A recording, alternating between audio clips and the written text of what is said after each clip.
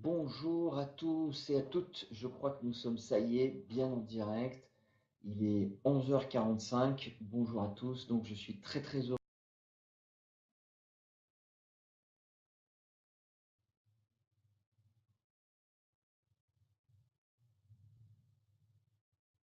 Bonjour à tous et à toutes, je crois que nous sommes, ça y est, bien en direct. Il est 11h45, bonjour à tous, donc je suis très très heureux de venir partager avec vous ce nouveau moment ici sur le salon SME Online. Je m'appelle Arnaud Ciel. Il y a 15 ans, j'ai créé CA+. Depuis 15 ans, je fais du conseil en marketing et en développement commercial. C'est-à-dire que j'aide mes clients, qui sont des créateurs et des dirigeants de TPE, j'aide mes clients à développer encore plus vite leur chiffre d'affaires. J'espère que vous êtes, comme moi, bien installés. Vous le voyez ici, moi je suis dans mon bureau à Marseille où il fait plutôt beau. Oui, ma foi, il fait plutôt beau. Donc j'espère que vous aussi, vous êtes bien installés devant votre ordinateur. Nous allons passer 30 minutes ensemble sur un thème essentiel, vital même, comment vendre aux clients difficiles. Vous savez, alors pour être plus précis, ce client qui nous dit avec plus ou moins de délicatesse parfois, qui nous dit vous êtes 2 fois trop cher, c'est hors de question de traiter avec vous à ce prix-là.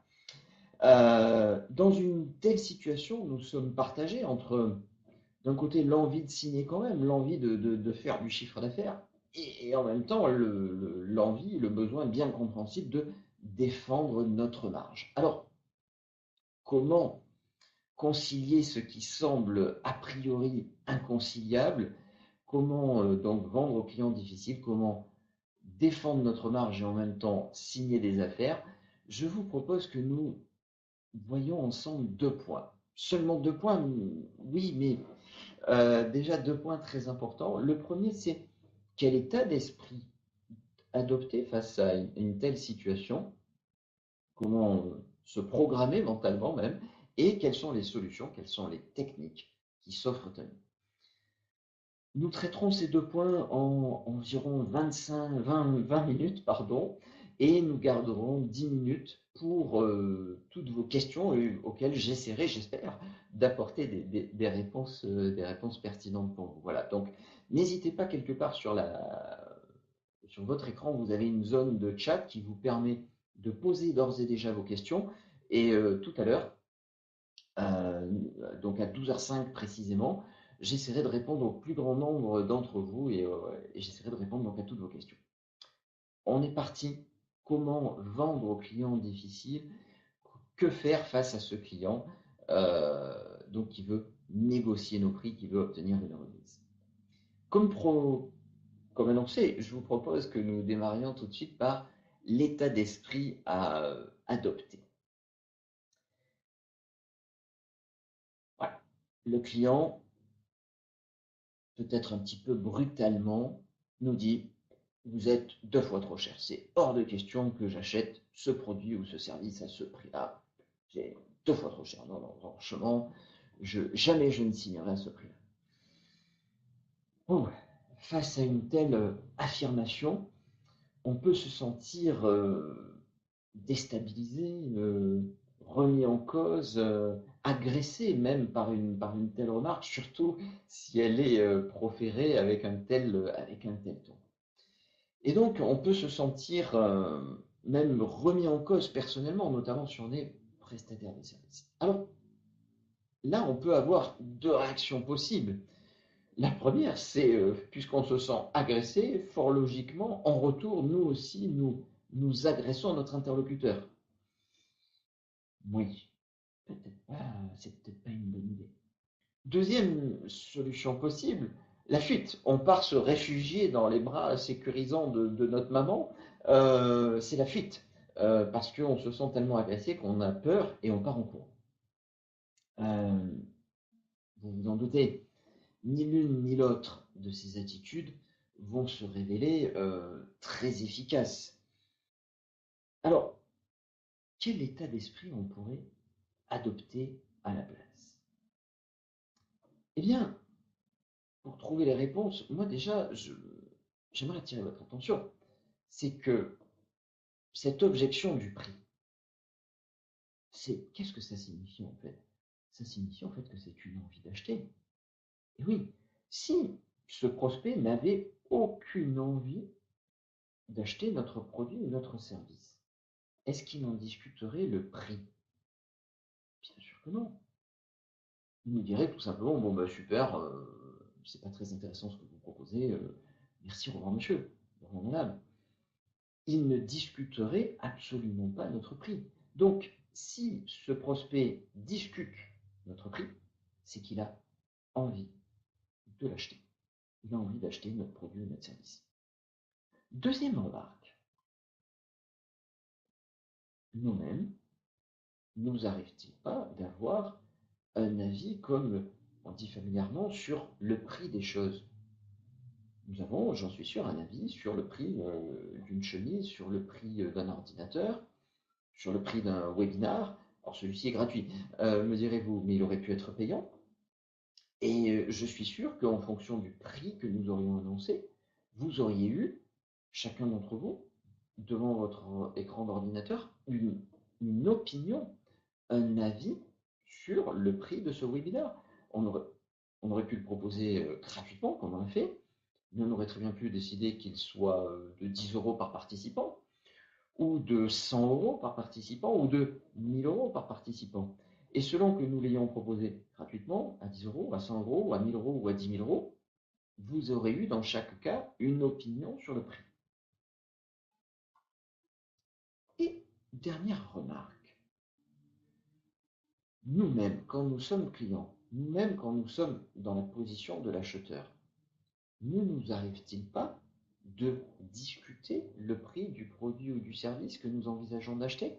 Ne nous arrive-t-il pas de vouloir négocier, par exemple, une remise? Si, je vous vois derrière votre écran d'ordinateur, soyons honnêtes, ça nous arrive à tous de vouloir discuter un prix ou de le trouver trop cher par rapport à, par exemple, la qualité que nous percevons. Donc, c'est son droit à notre prospect d'émettre un avis, d'émettre une opinion sur notre prix. En retour, l'état d'esprit, finalement, il devient simple. Réjouissons-nous. Aussi paradoxal que cela puisse paraître, oui, réjouissons-nous quand le client discute notre prix, parce que c'est un signal d'achat. Deuxième recommandation, deuxième clé d'état d'esprit que je vous propose, acceptons sincèrement l'opinion de l'autre. Acceptons avec, oui, empathie, que le client puisse avoir un avis sur notre prix. Et je dirais même plus, donnons-lui un accusé de réception explicite. Un accusé de réception explicite, c'est quoi? C'est merci de votre franchise. Merci de m'alerter sur mon prix. Visiblement, mon prix est un problème et je vous remercie de votre franchise. Je vous remercie de m'alerter sur ce point. Et il va devenir urgent d'investiguer, c'est-à-dire de comprendre pour quelles raisons notre prix lui pose souci. Et donc, on va explicitement lui poser la question. Donc, en résumé, merci de votre franchise, merci de m'alerter sur mon prix qui visiblement est un problème.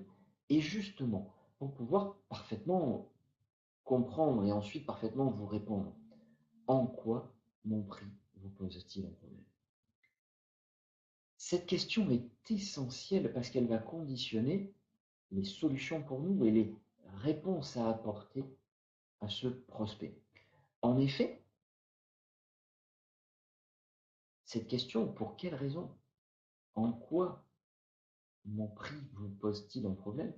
Cette question, elle est essentielle à poser parce qu'il existe des raisons très différentes qui font qu'un client discute le prix d'un produit ou d'un service. Pour cela, j'aimerais que nous prenions ensemble un exemple très concret. On va imaginer que nous partageons la même passion.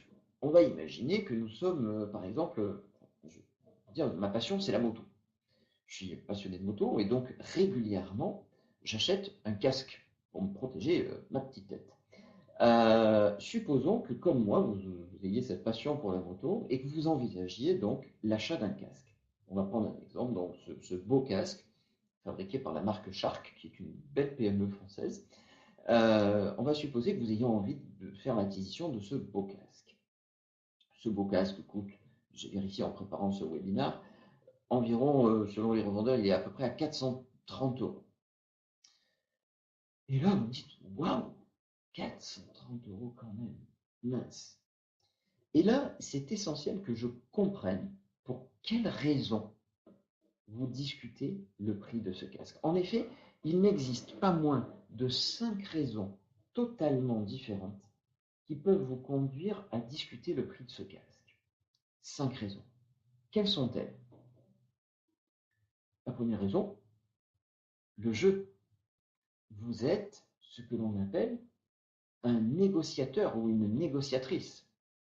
C'est-à-dire que dans votre vision du monde, dans votre façon de faire, il vous semble inconcevable de ne pas acheter un produit ou un service sans en négocier le prix.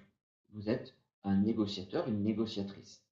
Ce que vous aimez, c'est ce jeu d'ailleurs de la négociation, et dans votre croyance, il y a d'ailleurs des convictions de type il n'y a que les imbéciles qui ne discutent pas le prix. Pour vous, un produit bien acheté ou un service bien acheté, c'est un produit ou un service dont vous avez négocié le prix. Deuxième raison possible qui peut vous conduire à remettre en cause le prix de ce casque, c'est le budget. Je n'ai pas 430 euros dans ma poche.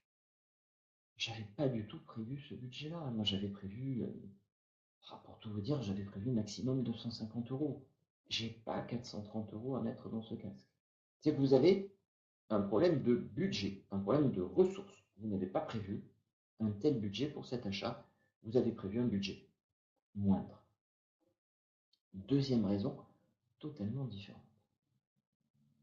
Troisième raison qui pourrait vous conduire à discuter le prix de ce produit, c'est la concurrence. En effet, vous avez vu un casque d'une autre marque et vous pouvez tout à fait me dire, attendez, 430 euros pour un casque Shark, moi à ce prix-là, je préfère m'acheter un Shure. Parce qu'à ce prix-là, j'estime qu'un Shure, c'est beaucoup mieux. Ou vous pourriez me dire, 430 euros, mais attendez, moi j'ai vu un casque de la marque Scorpion à 350 euros, qui à mon avis est aussi bien. Il est même mieux parce qu'en plus il est livré avec deux visières différentes, une visière claire et une visière fumée. Vous vous rendez compte? Et en plus il est moins cher, 350 euros. Donc c'est-à-dire que là, la raison qui vous conduit à discuter le prix de mon casque, c'est que vous avez une solution concurrente que vous trouvez moins chère ou vous apportant plus pour le même prix. Donc la concurrence. Quatrième raison, la qualité du produit ou du service. C'est-à-dire que là, dans ce cas-là, vous me dites, attendez, 430 euros pour un casque, mais enfin, vous moquez de moi. Un casque, c'est quoi? C'est un bout de plastique qui est injecté dans un moule et un petit peu de mousse à l'intérieur, et puis c'est tout. Et puis une jolie peinture, oui, enfin bon, ça ne vaut pas 430 euros. J'en ai pas pour mon argent. Vous êtes en train de me prendre pour un couillon. Vous êtes en train de vous moquer de moi. Vous ne me donnez pas en qualité ce que j'estime avoir pour une telle somme. Vous vous moquez de moi, vous abusez de moi, ça ne vaut pas 430 euros le produit ou le service que vous êtes en train de me proposer. C'est-à-dire que là, le client estime qu'il n'en a pas, comme on dit familièrement, il n'en a pas pour son argent. Et enfin, cinquième raison qui peut conduire le client à discuter le prix de mon produit ou de mon service, ce sont les enjeux. C'est-à-dire que là, le client nous dit 430 euros, non mais moi j'achète un casque, je vais m'en servir très peu. Et puis ça, c'est un casque de motard, qui a une moto qui va très vite. Moi, j'ai un petit scooter ou j'ai une petite 125, je me déplace uniquement en ville. J'ai pas besoin d'un casque haut de gamme. Mais mes enjeux ne justifie pas un tel budget. Je me déplace occasionnellement en moto. Je n'ai pas besoin d'un casque d'aussi belle facture. Euh, Pire encore, on pourrait avoir quelqu'un qui me dise, mais vous savez, moi j'achète un casque juste pour ne pas être arrêté par la police. C'est tout. Je n'achète pas un casque pour rester en vie en cas d'accident. Donc ma seule contrainte, ma seule préoccupation, c'est d'avoir quelque chose sur la tête qui me permet de ne pas être arrêté par la police. Ces 5 raisons sont totalement différentes. Et il est essentiel de bien comprendre dans quelle situation se trouve notre interlocuteur ou notre interlocutrice, parce que les réponses à lui apporter sont radicalement différentes. En effet, si c'est quelqu'un qui négocie, eh bien, la bonne réponse à apporter, c'est à nous en retour de jouer. Donc à nous de décider si par exemple nous acceptons ou pas de, de, de négocier. Et si nous décidons de négocier, à nous d'adopter donc une posture de négociateur qui est tout à la fois une posture où l'on respecte notre interlocuteur et en même temps on défend âprement nos intérêts et notre marge.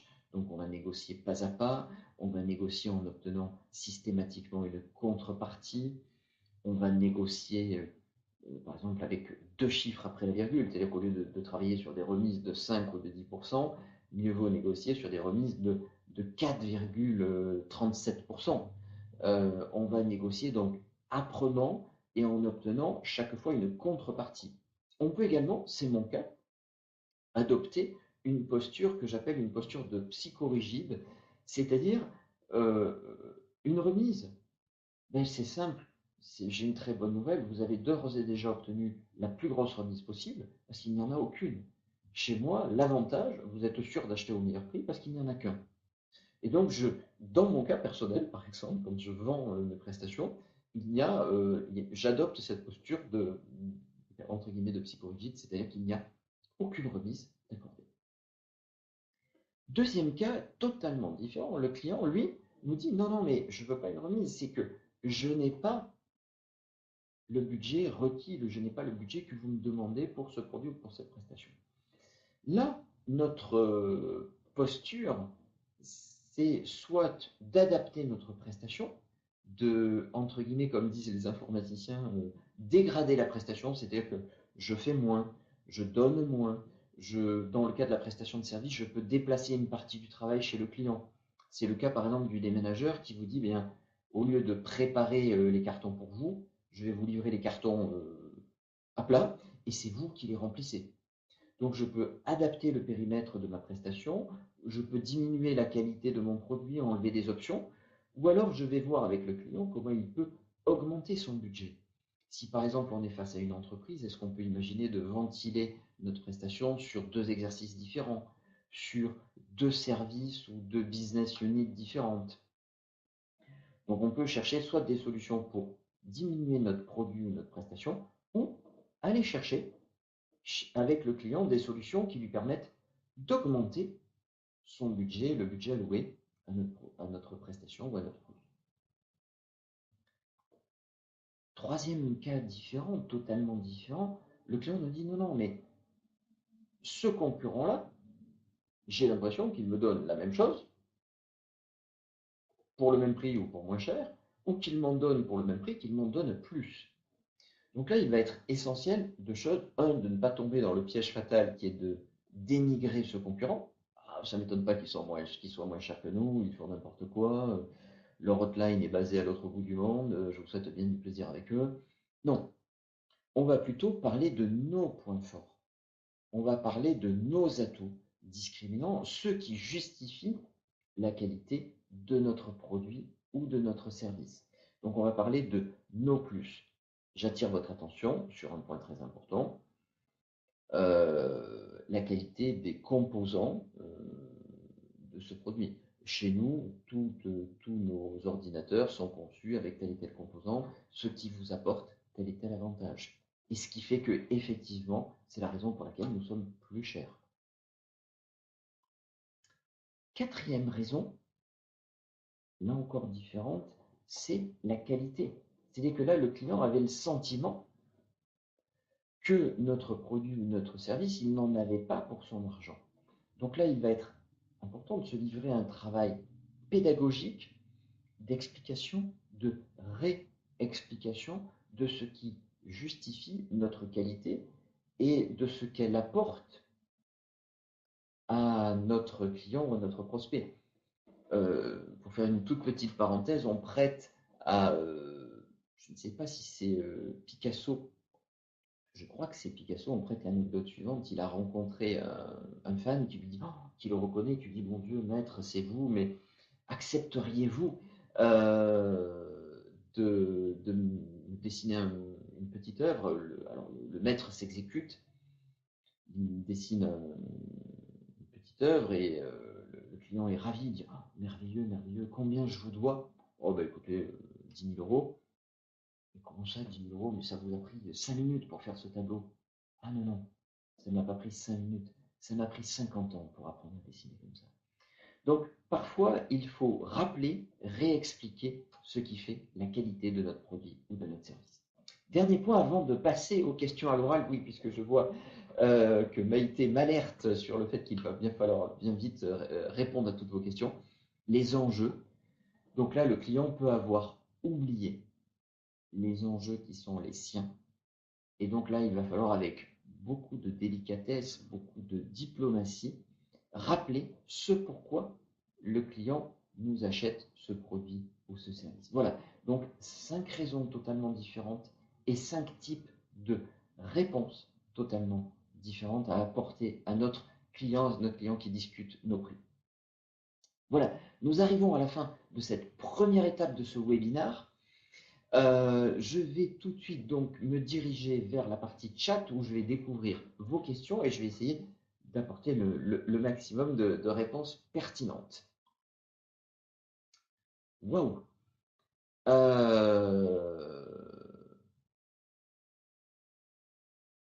Alors, plusieurs questions, je les lis en même temps que vous et je les découvre en même temps que vous. Alors, Éléonore nous demande quelle posture adopter pour ne pas montrer que l'on est déstabilisé par une question.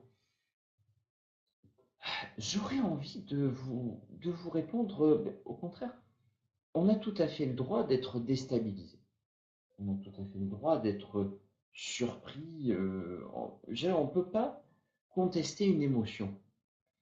Si une question vous déstabilise, si une question vous surprend, je crois que vous avez tout à fait le droit et l'honneur au contraire, de le dire. Et le fait de le dire va être excellent parce que ça va vous permettre d'évacuer une partie du stress, une partie de l'émotion que vous a causé cette question. Donc au contraire, je vous encourage à exprimer votre émotion et en toute sincérité, à le dire, voilà, mince, Alors, ce qui est important, en revanche, c'est d'exprimer votre émotion à la première personne. C'est-à-dire, ce n'est pas vous me déstabilisez, mais je suis déstabilisé. Mince, je vous avoue être un petit peu déstabilisé par votre question. Je vais essayer quand même d'y répondre le mieux possible. Vous voyez? Et le fait d'exprimer son émotion à la première personne, c'est-à-dire je suis déstabilisé, va au contraire permettre d'évacuer une partie du stress, ça c'est le premier bénéfice, et souvent d'inciter votre interlocuteur à une relative bienveillance à votre égard. Alors, Julien nous demande, il nous dit bonjour, bonjour Julien, je suis graphiste et mes clients négocient tout le temps les prix. Le marché dans lequel je suis est très concurrentiel, des étudiants qui cassent les prix aux grosses agences parisiennes qui ont des budgets énormes, et j'avoue ne pas avoir tout le temps les arguments pour justifier les prix, et ce même en expliquant le temps passé dessus et les différentes références, expériences, mis à part expliquer mon métier dans le détail. Quelles sont les réponses à apporter? Merci d'avance. Alors déjà Julien, vous avez raison d'évoquer ce contexte. C'est vrai que dans certains métiers comme le vôtre, on peut se retrouver avec un champ concurrentiel très très large et ça peut aller donc effectivement de l'étudiant qui casse les prix, vous auriez pu évoquer également l'auto-entrepreneur, celui qui travaille au noir, jusqu'à les très grosses structures qui ont des prix très importants. Déjà, finalement, ce spectre large, que l'on retrouve d'ailleurs sur tous les marchés, finalement, il nous aide parce qu'il montre bien au client qu'il a un large éventail de possibles entre des prix très peu chers et des prix très élevés, et que les deux exemples que vous citez ont déjà des explications en termes de structure, c'est-à-dire que l'étudiant qui casse les prix, eh bien, il casse les prix parce qu'il a peu ou pas de coûts de structure, alors que la grosse agence parisienne a des coûts très importants, mais parce qu'elle a des coûts, notamment aussi des coûts de structure très importants. Donc déjà, il y a des explications rationnelles à ces écarts de prix. Et ensuite, et vous l'évoquez, oui, c'est important de développer ses propres arguments, ses références, son expérience. Et le temps passé est également une des façons d'expliquer. Je crois que, Julien, ce qui est essentiel, c'est déjà de bien comprendre dans laquelle des 5 situations se trouve votre client. Donc, est-ce qu'il discute votre prix parce qu'il n'en trouve pas la qualité? Est-ce qu'il discute le prix parce qu'il a une proposition moins chère? Est-ce que... Donc déjà, c'est essentiel, Julien, que vous compreniez dans laquelle des 5 situations votre client se trouve, parce que les réponses à apporter sont totalement différentes selon les situations. Et ensuite, donc, d'apporter chaque fois la réponse pertinente. Émilie, comment reconnaît-on quelqu'un qui est dans le jeu? Il va sûrement utiliser tous les autres arguments pour jouer, même si ce n'est pas la vraie raison. Vous avez raison, Émilie, le joueur est parfois très joueur, c'est-à-dire qu'il peut effectivement, par exemple, nous faire croire qu'il n'a pas le budget pour obtenir une remise. Mais là où le joueur va se dévoiler, c'est que, comme il a invoqué qu'il n'avait pas le budget, il vous a dit, ben voilà, j'ai pas, mettons, 4 500 € pour cette prestation, et que vous, en retour, déjà, la première question à poser face au je n'ai pas 4 500 € de budget, très bien, combien avez-vous, monsieur ou madame? Le négociateur, il va avoir du mal à répondre là-dessus. Mais supposons qu'il vous réponde quand même. Il vous dit, ah ben j'ai maximum 4 000 €. Très bien. Dans ce cas-là, ça veut dire que nous devons faire 500 € d'économie sur la réponse à vous apporter. Ce que je vous propose, c'est d'enlever telle option. Ce que je vous propose, c'est d'enlever telle partie de la prestation. Et là, le négociateur va se révéler parce qu'il va dire, ah non, non, non, non, mais vous n'enlevez rien. Ah, d'accord, Émilie, je comprends. En fait, vous n'avez pas un problème de budget. Vous voulez négocier le prix de ma prestation. C'est totalement différent. Et donc, dans ce cas-là, je vais vous apporter des réponses face à ce besoin de négociation. Et donc, en fait, le négociateur, le joueur, va se révéler parce que si, par exemple, il a évoqué le budget, dès lors que vous voulez enlever de la prestation, il va crier. Il va dire, non, non, je ne suis pas d'accord. Alors, Amélie m'alerte et me dit, ça, ce sera la dernière question parce qu'effectivement, il ne nous reste plus que 2 minutes. Question de Ginette. Bonjour Arnaud, bonjour Ginette. Comment convaincre un client d'acheter un produit dont le prix est fixe? Alors c'est mon cas. Je dirais que l'énorme avantage du prix fixe, c'est que vous êtes sûr d'acheter au meilleur prix, puisqu'il n'y en a qu'un. Et personnellement, moi je développe beaucoup cet argument-là. Je suis dans le conseil. Une relation de conseil, elle s'appuie sur la confiance réciproque que j'ai en vous et que vous avez en moi. Et comment faire pour que vous ayez confiance en moi? Cette confiance, elle ne se décrète pas, elle se gagne et elle se mérite au travers d'un comportement exemplaire.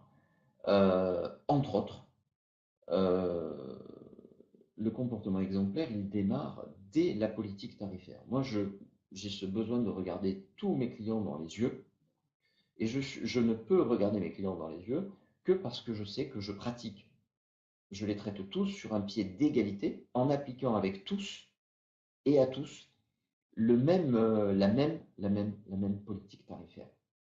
Voilà, il nous reste plus que 10 secondes, donc j'ai vraiment plus que, d'une part, un grand merci à vous dire, parce que je vois aussi passer beaucoup de merci.